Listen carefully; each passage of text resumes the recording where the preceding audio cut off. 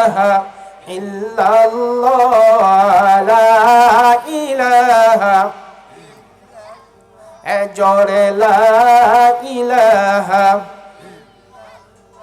যার দিলে আসে মরণের ভয় যার দিলে আসে আল্লাহর ভয় আল্লাহ আল্লাহ সব সময় এই যে আহার নিদিরা ভালো লাগে না এই দুনিয়া ভালো লাগে না ভালো লাগে শুধু ইল্লাল্লাহ লা ইলাহা ইল্লাল্লাহ জোরে লা ইলাহা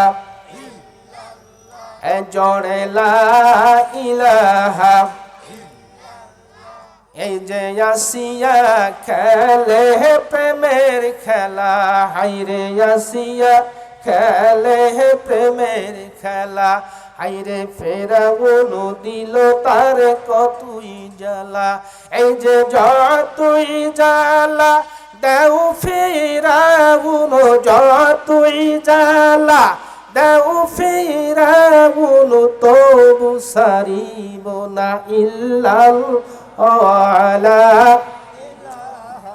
ইল্লাল্লাহ জোরে লা ইলাহা ইল্লাল্লাহ লা ইলাহা লা ইলাহা ইল্লাল্লাহু মুহাম্মাদুর রাসূলুল্লাহ সকলেই রাসূলের প্রেম মহব্বতকে কলিজার ভেতরে নিয়া সমস্যরে বলি সাল্লাল্লাহু আলাইহি ওয়াসাল্লাম। আজকের এই শাহেন শাহে তরিকত শাহ সুফি খাজা বাবা ইনুস রহমতুল্লাহ আলাইহি ইনাদপুর নকশবন্দিয়া মুজাদ্দাদি রহমতুল্লাহ আলাইহির মহাপবিত্র উরুস শরীফ স্থান গজারিয়া পূর্বপাড়া খলিফা মোহাম্মদ তাইজুল ইসলাম সরকারের বাড়িতে আজকের এই বার্ষিক মহাপবিত্র উরুস শরীফের সম্মানিত আমার বড় ভাই সভাপতি জনাব রবিউল করিম চান, আমি আমার ভাইকে অন্তরস্থল থেকে শুভেচ্ছা জ্ঞাপন করছি। সেই সঙ্গে আমি আমার ভাইয়ের নেক হায়াত আল্লাহ পাক দারাজ করে দিন, সকলেই বলি আল্লাহুম্মা আমিন। আজকের মাহফিলের সহসভাপতি জনাব মোহাব্বত আলী সরকার আমার বাপজান এবং আলহাজ নকিবুর রহমান ফকির আমার তাই সাহেব পরিচিত অত্যন্ত পরিচিত মানুষ, জয়নাল আবদিন ফকির, আলহাজ হাফিজুর রহমান, জনাব নূর মোহাম্মদ, জনাব তুজাম্মেল হক তোতা। আল্লাহ পাক তাদেরকে সকলকে আমি আমার অন্তঃস্থল থেকে শুভেচ্ছা জ্ঞাপন করছি। সকলকে আল্লাহ পাক নেক হায়াত দারাজ করুন, সকলেই বললে আল্লাহুম্মা আমিন। আজকের মাহফিলের প্রধান অতিথি আলহাজ মোহাম্মদ মাহবুব রহমান শামীম, সহকারী শিক্ষক, বড়তলী বালিকা সরকারি প্রাথমিক বিদ্যালয়। আমি আমার অন্তঃস্থল থেকে আজকের এই মাহফিলের প্রধান অতিথিকে শুভেচ্ছা জ্ঞাপন করছি। সেই সঙ্গে সভাপতি প্রধান অতিথি সাহেবকে আমি আমার তার নেক হায়াত যেন আল্লাহ পাক দারাজ করুন, সকলেই বলি আল্লাহুম্মা আমিন। বরণ্য অতিথি জনাব আব্দুল মজিদ, সাধারণ সম্পাদক খানপুর ইউনিয়ন বিএনপি, আমি আমার ভাইকে আমার অন্তঃস্থল থেকে শুভেচ্ছা জ্ঞাপন করছি এবং তার নেক হায়াত যেন আল্লাহ পাক বাড়ায় দেন, সকলেই বললে আল্লাহুম্মা আমিন। সম্মানিত অতিথিবৃন্দ এবং বিশেষ অতিথিবৃন্দ অনেকেই, আমি আমার অন্তঃস্থল থেকে সকলকে এই শুভেচ্ছা জ্ঞাপন করছি এবং সকলের জন্য আল্লাহ পাকের কাছে দোয়া করি যেন সকলের জন্য নেক হায়াত আল্লাহ পাক বাড়ায় দেন, সকলেই বলে আল্লাহুম্মা আমিন। আজকের মাহফিলের প্রধান বক্তা পরিচিত হাফেজ মাওলানা মোহাম্মদ সবুজ ইসলাম শেরপুরি, আপনাদের এই গ্রামের সম্মানিত ইমাম সাহেব, আমি আমার অন্তঃস্থল থেকে শুভেচ্ছা জ্ঞাপন করছি। তৃতীয় বক্তা আজিমউদ্দিন তুপনি সাহেব, তাকেও আমি আমার অন্তঃস্থল থেকে শুভেচ্ছা জ্ঞাপন করছি, তার নেক হায়াত দারাজ করছি, দারাজ করি, সকলেই বলে আল্লাহুম্মা আমিন। সেই সঙ্গে আমার সামনে যারা আছেন অত্র গ্রামের বয়োজ্যেষ্ঠ মুরিব্বিয়ান কেরাম, সমবয়সী যুবক ভাইয়েরা, স্নেহের কচিকাচারা, পর্দার অন্তরালে অবস্থান করছেন, গ্রাম বাংলার পর্দানিশী, অবলা সরলা, সতী সাধ্বী, আমার মা ও বাবুজানেরা, আমি আমার অন্তঃস্থল থেকে সকলকে শুভেচ্ছা জ্ঞাপন করছি। সেই সঙ্গে সকলের জন্য দোয়া করি, সকলের জন্য নেক হায়াত যেন আল্লাহ পাক বাড়ায় দেয়। সকলেই বলি আল্লাহুম্মা আমিন। কলিজার টুকরা মুসলমানেরা, আমরা কোরআনের মাহফিলে বসতে পেরেছি, কথা ঠিক কিনা? এই জন্য আমরা খুশি না বেজার? জোরে বলেন, খুশি না বেজার? খুশি নাই কারা কারা একটু হাত তোলেন দেখি। ও, আপনারা খুশি নাই? হয়তো বুঝতেছেন না, ওয়াজ একটু খেয়াল করে শুনবেন। তার মানে সকলেই আমরা খুশি, কি বলেন? তাহলে যদি খুশি থেকে থাকি, সেই মাহবুবুর দরবারে হাত তুলি, লিল্লাহি তাকবীর, নারাই তাকবীর। আল কোরআনের আলো, আল হাদিসের আলো, আমার নেতা তোমার নেতা। মাশাআল্লাহ, হাত নামান। আপনারা একটু খেয়াল করে শুনতে হবে, কারণ বক্তার মুখ আর শ্রোতার মুখ যদি এক না হয় ভাই, অস্তি বুঝবেন। কলসের মুখ যদি টিউবওয়েল বরাবর থাকে, তাহলে কলসের মুখ কি ভরবে? আর যদি বাইরে থাকে, ওই সারাদিন ভরে টিপেন, কলসের মুখ ভরবে না। এই জন্য সবসময় বক্তা এবং শ্রোতা মিল এক হতে হবে। কারণ এবারকার বৎসরে যতগুলি মাহফিল করলাম, মাহফিলে লোক নাই। আমার তো মনে হয় তার সাথে এই মাহফিলে কিছু বেশি সংখ্যক লোক হয়েছে। আল্লাহু আকবার কর। তার কারণ মহিলা প্যান্ডেলেও অনেক লোক, কি বলেন? বহুত মহিলা আসছে। যাই হোক, অবশ্যই আপনাদের আগ্রহ আছে, যদিও আমরা এলাকার ছেলে, বাইরে গেলে আমাদের সুনাম বেশি, কথা ঠিক কিনা? যাই হোক, আপনারা আমাদের ডাকে বা আমাদের কথা শোনার জন্য যে এখানে বসতে পেরেছেন, কথাগুলি কার? আল্লাহ। কথাগুলি কার হবে? আল্লাহ।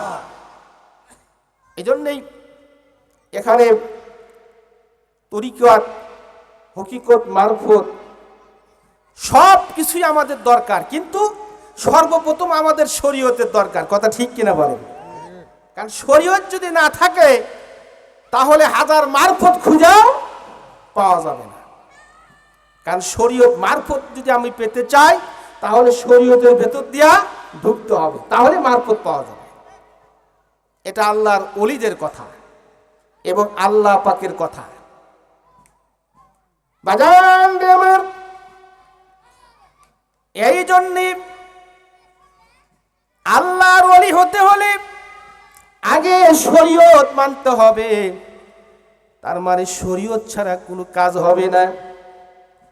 কারণ আমার নবী, বিশ্ব নবী জনাবি মুহাম্মদ রাসূলুল্লাহ সাল্লাল্লাহু আলাইহি ওয়াসাল্লাম, যিনি সাহাবীদের নিয়ে বসে এখানে সাহাবীদের নিয়ে আলোচনা করতেছেন। হে আমার সাহাবীরা, আমি এমন একটা সুগন্ধ ইয়ামিন দেশ থেকে পাচ্ছি, এমন একটা সুগন্ধময় আমার নাকে আসতেছে, মনে হয় এমন একটা ব্যক্তির আবির্ভাব হবে, সে হবে আল্লাহর ওলি। সাহাবীরা জিজ্ঞাসা করলেন, এই ব্যক্তির নামটা কি আপনার কাছে জানবার চাই? জিজ্ঞাসা করতেছেন, এই ব্যক্তির নামটা কি? সুগন্ধিময় আপনি পাচ্ছেন কোন ব্যক্তির কাছ থেকে, সে ব্যক্তির নাম কি? রাসূল বললেন, এই ব্যক্তি হলো, তার নামটা হলো ওয়াসকুরুনি। জোরে বলেন, কি নাম? ওয়াসকুরুনি। ওয়াসকুরুনি সুগন্ধি আমার নাকের ভিতর আসতেছে। সাহাবীরা জিজ্ঞাসা করলো, কেন আপনি এরকম সুগন্ধি পাচ্ছেন, কারণটা কি? রাসূল বললেন, সাহাবীরা শোনো শোনো, আমি তোমাদের কাছে বলছি, এই মক্কার ভেতরে দুইটা গোত্র আছে, একটা হলো বনি নজর আর বনি মুআজ, দুইটা গোত্র আছে। এই দুইটা গোত্রের অসংখ্য বকরি ভেড়া আছে। এই ভেড়া সমতুল্য উম্মতেরকে তিনি সাফায়েত করে জান্নাতে নিয়ে যাবে। সাহাবীরা আশ্চর্য হয়ে গেলেন, জিন্দিগি লোকটা রসুলকে দেখলো না, আমরা রসুলের চেহারা দেখলাম, চেহারা দেখার পর জাহান্নামের আগুন আমাদের জন্য হারাম হয়ে গেছে, আর সেই লোকটা রসুলকে দেখলো না, অথচ রসুলের উম্মতকে শাফায়াত করে জান্নাতে নিয়ে যাবে, এটা আমরা কিছুই বুঝলাম না। তার মানে হলো সবকিছুই কিন্তু আমলের দ্বারা হয়, কথা ঠিক কিনা? এর ভেতরে কিছু আছে আল্লাহর ওলিদের ঘটনা পড়লে বোঝা যায়। তিনি একজন তাবিঈ ছিলেন। তাবিঈ কাদেরকে বলা হয়? যারা সাহাবীদেরকে দর্শন করেছে, দেখছেন, এদের বলা হয় তাবিঈ। আর সাহাবীরা বললেন, হুজুর আপনার সান্নিধ্য, আপনার চেহারা দেখলাম, দেখার পর আল্লাহ আমাদের প্রতি সন্তুষ্ট হয়ে গেলেন। রাদিয়াল্লাহু আনহুম ওয়া রাদু আন, যাদের প্রতি আল্লাহ সন্তুষ্ট হয়ে গেছেন তাদের জন্য জান্নাত ওয়াজিব করে দিয়েছে। আর তিনি একজন তাবী হয়ে এত বড় ক্ষমতা পাবে, ইয়া রাসূলুল্লাহ। সাহাবীরা জিজ্ঞাসা করলেন, ইয়া রাসূলুল্লাহ, ইয়া হাবিবাল্লাহ, এত বড় ক্ষমতা সেই ওয়াসকুরুনি পাইবে, সে কেন আপনার দর্শনে আসে না, আপনাকে কেন দেখে না? রাসূল বললেন, সাহাবীরা শোনো, সে আমাকে বাহ্যিক দৃষ্টিতে না দেখলো, অন্তরের চোখ দিয়া সে আমাকে দেখেছে।